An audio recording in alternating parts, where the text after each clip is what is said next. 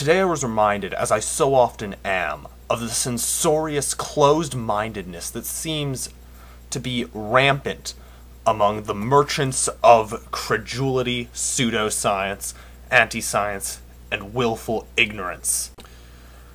What I mean is that when your ideas can't stand up in a reasonable discussion of evidence with free inquiry and the scientific method applied, or fair debate, or any such things, what you do is you tend to try to silence your opponent, often through instruments of law. Let's give some examples. There's the Catholic Church back when it accepted the concept of geocentricity. They, of course, used instruments such as the Inquisition and other legal sanctions to charge people who challenged their dogmas with heresy. Now we live in more civilized times, so it's a bit more difficult to do that. But institutions still have their ways. So here are some ways in which they do it. There's, of course, the Church of Scientology's litigious tendencies, but that's not what I'm focusing on in this video. In this video, I'm going to give you two instances that happened rather recently, and which are very bad examples. Well, very good examples, but very good examples of a very bad practice. A practice that the anti-scientists have of using litigation to silence science and skepticism. So the first I'm going to mention is that Simon Singh, who is an excellent science author, he's written a bunch of books, including one on the Big Bang Theory, a couple, I think, on cryptography, one on Fermat's last theorem. Well, now he's writing a book on alternative medicine and the lack of empirical evidence to support it. So he released a column that relates to this subject in which he attacked the British Chiropractic Society, or the British Chiropractor Society, well, the leading organization of chiropractors in Britain. He pointed out that they were using bogus science, that they were claiming that the practice of their chiropractor stuff, the stuff they do to your back, isn't just good for back problems, that it can be used to fix ear infections and other such things. Now, there are no studies to support this, and so they were encouraging people to eschew traditional treatments, or rather, empirically verified treatments, in favor of their empirically unverified treatment. So, when Simon Singh published an article in The Guardian calling them out on this, they sued him for libel. Now, unfortunately, Britain's libel laws are notoriously friendly towards litigators, and this makes them an excellent tool for censorship. So, this organization decided, we can't challenge Simon Singh on a matter of science. Instead, we're going to sue him for libel, because he could ruin our reputation by pointing out that we don't have empirical evidence on our side. So, all the scientific community, of course, is getting very angry about this, especially since in the first trial, the court ruled on the side of the chiropractors and against Simon Singh.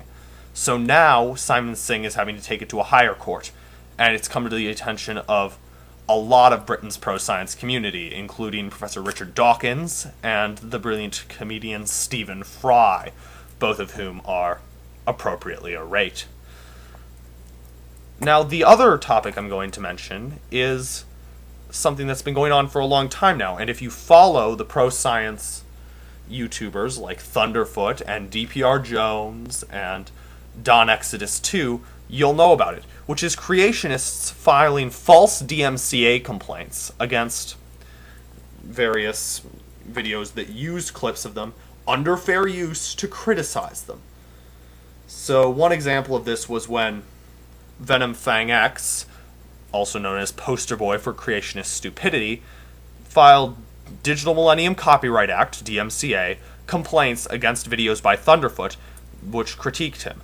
Unfortunately, these were illegitimate, and so Thunderfoot therefore had the legal power to sue him for violating the terms of the Digital Millennium Copyright Act by filing a false complaint.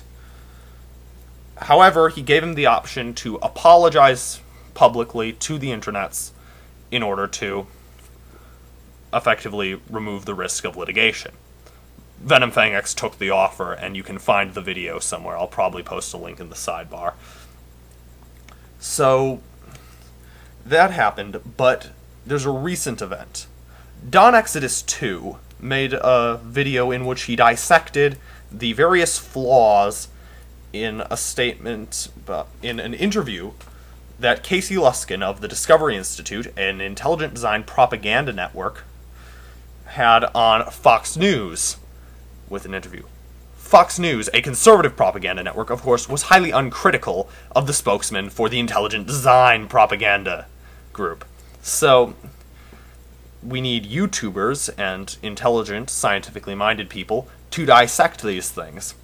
Don Exodus 2 was up to the task, and he chopped up the video and pointed out the flaws in Casey Luskin's reasoning. Unfortunately, the Discovery Institute decided to get the video censored by filing a false Digital Millennium Copyright Act, or DMCA, complaint. That was a stupid, stupid move.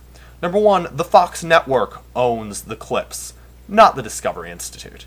Number two, even if the clips were owned by the Discovery Institute, it wouldn't matter, because it's covered under fair use, because it's criticism and you're not just playing the stuff. So, no, you can't do that. And I have posted a mirror of the video to show that they can't censor on my own channel, and it is my understanding from a video posted by Don Exodus that he will be suing the Discovery Institute to show them that they cannot get away with this sort of behavior. Censorship is wrong, especially in the realm of science, which is a realm for free inquiry and open discussion of ideas. Censorship is something that you should never do, and you should never use the arm of the law to do. Unfortunately, the Discovery Institute still hasn't learned that, and neither have English chiropractors. They both deserve to be stopped. For the sake of free inquiry, for the sake of science, and for the sake of liberty. I'm Quantum Tuba. Peace out.